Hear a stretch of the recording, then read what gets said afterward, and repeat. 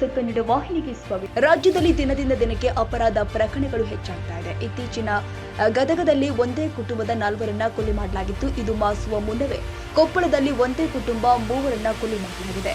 ಇದು ರಾಜ್ಯದಲ್ಲಿನ ಕಾನೂನು ಸುವ್ಯವಸ್ಥೆ ಬಗ್ಗೆ ಪ್ರಶ್ನೆ ಎತ್ತುವಂತೆ ಮಾಡಿದೆ.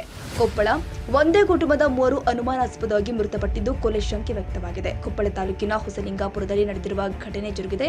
ರಾಜೇಶ್ವರಿ, ವಸಂತ, ಸಾಯಿ, ಧರ್ಮ, ತೇಜ್ ಮೃತ ದುರ್ದೈವಿಗಳು. ವಸಂತ ಮನೆ ಒಡತಿ ವಸಂತ ಅವರ ತಾಯಿ ರಾಜೇಶ್ವರಿ, ಮಗ ಸಾಯಿ ಧರ್ಮ ತೇಜ್.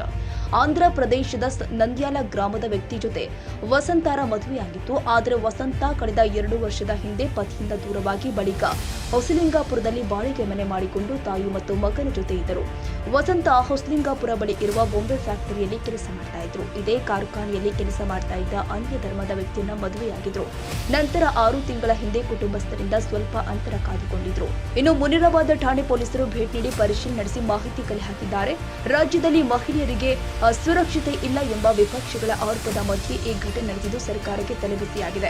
ಬೆಳಗಾವಿಯಲ್ಲಿ ಮಹಿಳೆಯನ್ನ ವ್ಯವಸ್ಥೆಗೊಳಿಸಿ ಹಲ್ಲೆ, ಹಾವೇರಿಯಲ್ಲಿ ಮಹಿಳೆ ಮೇಲೆ ಹಲ್ಲೆ ಮತ್ತು ಸಾಮೂಹಿಕ ಅತ್ಯಾಚಾರ ಆರೋಪ ಹಾಗೂ ಹುಬ್ಬಳ್ಳಿಯಲ್ಲಿ ನಡೆದ ನೇಹಾ ಹಿರೇಮಠ ಮತ್ತು ಅಂಜಲಿ ಅಂಬಿಗೇರಿ ಕೊಲೆ ರಾಜ್ಯ ಸರ್ಕಾರದ ಬುಡ ಅಲುಗಾಡಿಸಿದೆ.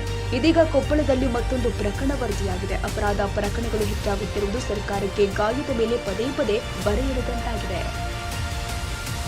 ತಾಜಾ ಸುದ್ದಿಗಾಗಿ ಎಂಟಿವಿ ನ್ಯೂಸ್ 24x7ಗೆ ಸಬ್ಸ್ಕ್ರೈಬ್ ಮಾಡಿ ಮತ್ತು ಬೆಲ್ ಐಕಾನ್ ಅನ್ನು ಒತ್ತಿ. ತಪ್ಪದೇ ಲಿಂಕ್ ಶೇರ್ ಮಾಡಿ.